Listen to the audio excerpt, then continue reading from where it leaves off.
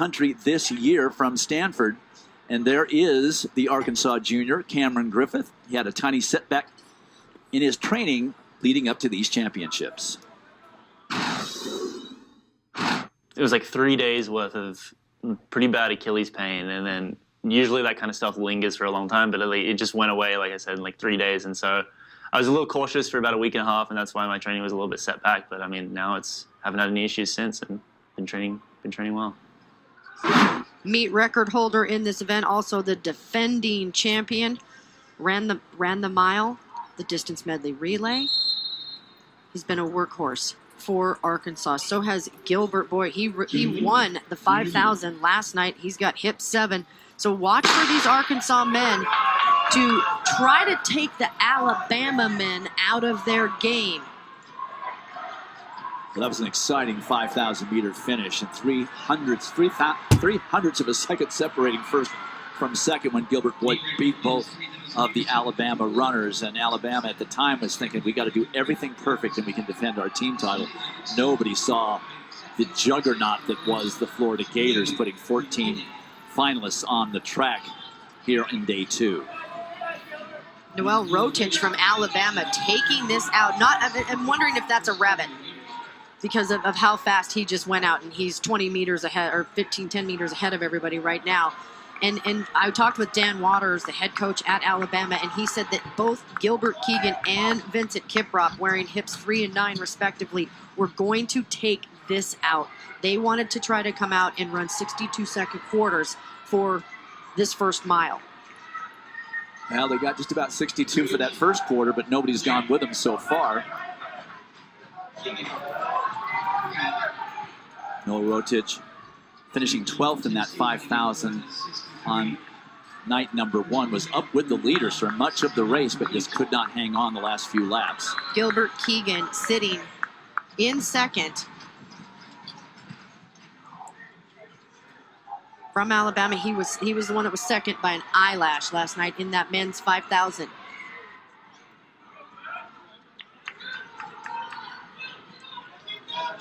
"16 finalists.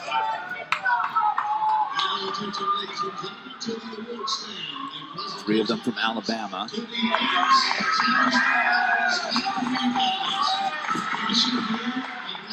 Rotich, the freshman, continuing to lead, but nobody willing to catch up with him.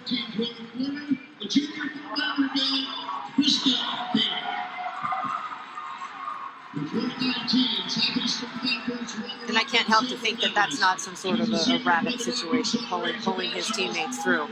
That's awful quick to take that out. He's running about 63.5, 400 meters.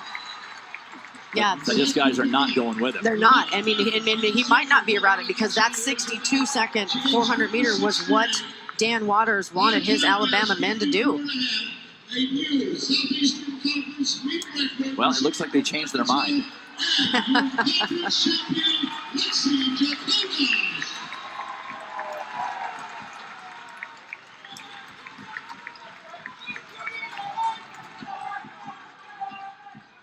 Right now running 7:58 pace. They were 2:39 through the 1,000 meter mark.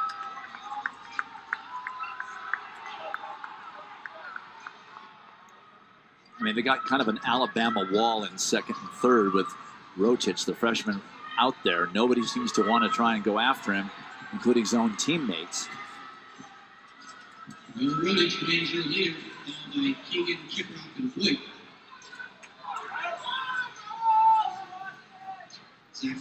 So nothing much has changed here with about 8.5 laps to go. So let's go down to John. All right, roll tide out in front. A lot of Alabama, a lot of Arkansas, a lot of points to be had. I'm not sure there's enough out there, though, for any of those teams to catch Mike Holloway's Florida Gators. It's a coronation for them when we finally come around to the 4x4. More of this 3,000 race when we return to Fayetteville.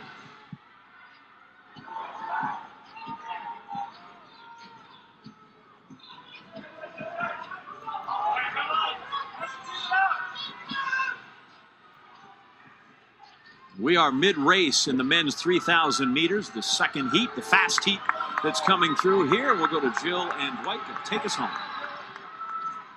Well, the gap between the leader, freshman Noel Rotich of Alabama, and his teammate, teammates I should say, Gilbert Keegan and Vincent Kiprop, is starting to narrow a bit. The freshman has been doing all the work out there all by himself. We have 7 laps remaining in this 15-lap race. 4:20 at the 1,600-meter mark.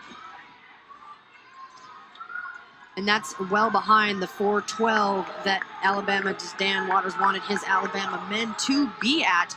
But what's even more interesting is if you've been watching Zach Long, he's from Tennessee wearing hip 1. He has been literally almost in lane 2 trying to pass. And again, this is the race where if you're going to make a move, you've got to make sure that you make it on the straights and you're not running further than you need to. Pack coming back to the leader. Well, he's a big fella and he needs some room, as well as you got to make room for his back kick. So he's been running on the outside of lane 1, which means he's running a couple of meters further every lap when he does that on the turns. And that's just, it's just, we'll see if he's got a little bit of that extra oomph when he needs it from taking all of that extra distance. Freshman Noel Rotich walks off the track, very rabbit-like, as we see in the European meets. So he is done. And now we have ourselves a race. Vincent Kiprop from Alabama, 3rd in the 5,000 last night. He was the NCAA indoor runner-up at 5,000. He was the outdoor runner-up at 10K, so has that huge range to go from 3 to 5 to 10. It means you got speed, it means you got strength, it means you got stamina. Gilbert Boyd, the winner of the 5,000, right up there in 4th position, just letting it all play out. And this is where with the final 800, this is where that boxing in, trying to make your move. You don't want to run too far in on the rail and have somebody on your right outside shoulder so that you can't make a move, as Zach Long just did on the backstretch. And we'll see if the Alabama's men have an answer. Cameron Griffith, I should say, has also moved himself up into position. He's in 6th, well within striking distance of any move that's made as Zach Long, Tennessee, finally takes the lead with 3 laps remaining. Cameron Griffith is a great stalker. You've seen him do it so many times in his races. He just sits back, lets everybody else do the work, and then when the move needs to get made, he does it. And as well, he knows this track inside and out. He knows where to do it. Mario Garcia-Romo, the freshman from Ole Miss. I believe that's who it is. It might be Derek Gutierrez. I have to take a look at the head.